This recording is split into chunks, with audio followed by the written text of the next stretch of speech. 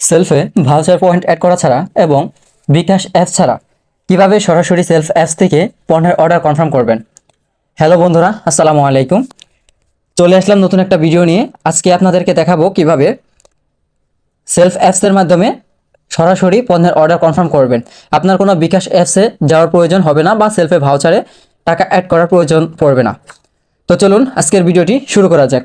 তো ভিডিওটি শুরু করার আগে আপনাদের কাছে একটা রিকোয়েস্ট জানাচ্ছি, আপনি যদি আমার চ্যানেলে নতুন হয়ে থাকেন তাহলে সেলফ সম্পর্কিত পরবর্তী নতুন ভিডিও পেতে চ্যানেলটাকে সাবস্ক্রাইব করুন এবং পাশে থাকা বেল আইকনটি অন করে দিন। তো আজকের মূল ভিডিওটি আমরা শুরু করতে যাচ্ছি। তো আমরা শুরুতেই সেলফ অ্যাপসে চলে যাব। তো সেলফ অ্যাপসে আমরা চলে গেলাম। তো আপনার যে প্রোডাক্টের অর্ডারটা আসছে সেই অর্ডারে আপনি চলে যাবেন, অর্থাৎ সেই প্রোডাক্টে আপনি চলে যাবেন। তো আমি আমার সেই প্রোডাক্টে চলে আসছি। তো এইখানে আসার পর আপনার অর্ডার কনফার্ম করুন, অর্ডার করুন বাটন যেটা রয়েছে, এই অর্ডার করুন বাটনে আপনি ক্লিক করবেন। তো এখানে ক্লিক করার পর আপনার এখানে দেখেন এরকম একটা হোম পেজ চলে আসছে। তো এখানে সর্বপ্রথম দেখেন পরিমাণ চাচ্ছে। তো এখানে আপনার কাস্টমার যদি 3 থেকে 4টা বা 5 থেকে 6টা বা একের অধিক কোনো অর্ডার যদি করে একই প্রোডাক্ট, তাহলে এখানে প্লাস বাটনে ক্লিক করে পরিমাণটা বাড়িয়ে দিবেন। আর যদি আপনার একটা প্রোডাক্ট যদি হয়ে থাকে তাহলে আপনি মাইনাস করে একটাই রেখে দিবেন। এবার রেখে দেওয়ার পর এখানে আপনার দেখেন বিক্রয় মূল্য প্রতি আইটেম এবং আপনারাই প্রতি আইটেম। তো এখানে আপনি কাস্টমারের সাথে অর্থাৎ আপনার গ্রাহকের সাথে কত টাকা বনাইছেন বা কত টাকায় তার কাছে সেল করেছেন সেই টাকাটা এখানে লিখে দিবেন। তো আমি যেহেতু তার কাছে আমি 1000 টাকায় সেল করেছি, তো আমি 1000 টাকা এখানে সিলেক্ট করে দিলাম। সিলেক্ট করে দেওয়ার পর দেখেন আপনার এখানে অতিরিক্ত আয় যে বাটনটা রয়েছে দেখেন এখানে কিন্তু আপনার 81 টাকা আয় হয়ে গেছে। এবার আমরা আসি, এখানে আপনার সকল কাজগুলো শেষ হওয়ার পর আপনার দেখেন নিচের দিকে লেখা আছে পরবর্তী ধাপে এগিয়ে যান, যে বাটনটা রয়েছে আমরা এই বাটনে ক্লিক করে দেব। এখানে ক্লিক করে দেওয়ার পর আপনারা বন্ধুরা দেখতে পাচ্ছেন গ্রাহকের ডেলিভারি অ্যাড্রেস দিন। এখানে আপনার গ্রাহকের ডেলিভারি অ্যাড্রেসটা চাচ্ছে।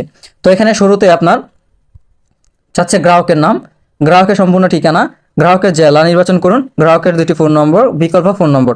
তো এখানে আপনি আপনার গ্রাহকের যে সঠিক ফোন নম্বর সঠিক ডিটেলসগুলো আছে সেগুলো এখানে বসিয়ে দিবেন। তো আমি আমার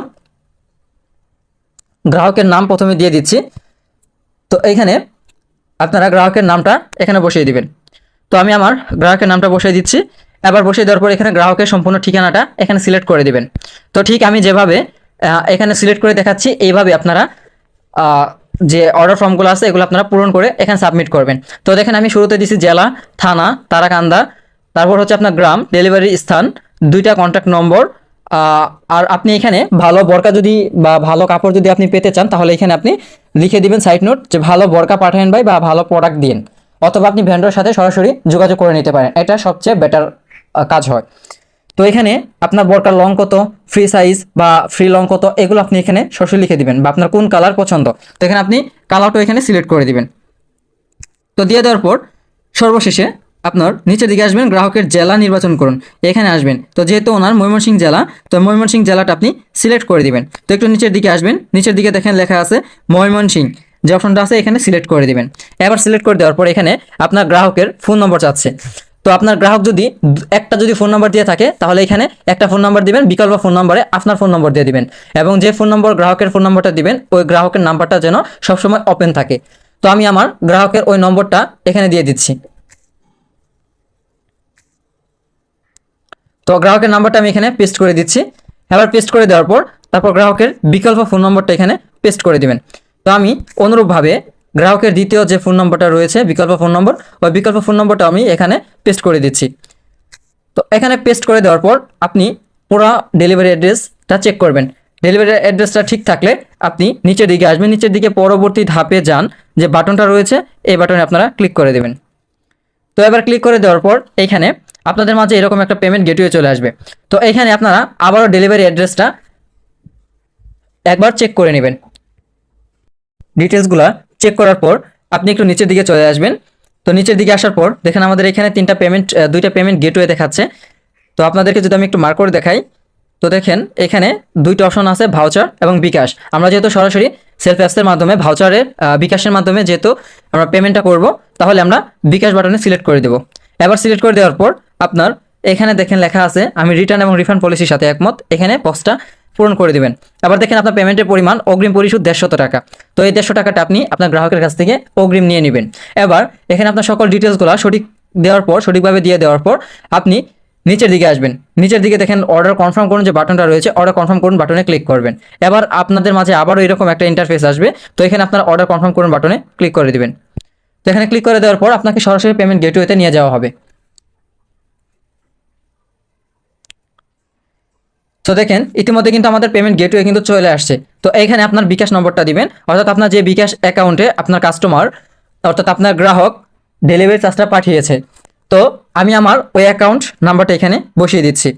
তো অ্যাকাউন্ট নাম্বার এখানে সিলেক্ট করে দিচ্ছি। অ্যাকাউন্ট নাম্বার সিলেক্ট করে দেওয়ার পর আপনি নিচের দিকে আসবেন, নিচের দিকে দেখেন কনফার্ম করুন যে বাটনটা রয়েছে, কনফার্ম করুন বাটনে ক্লিক করে দিবেন।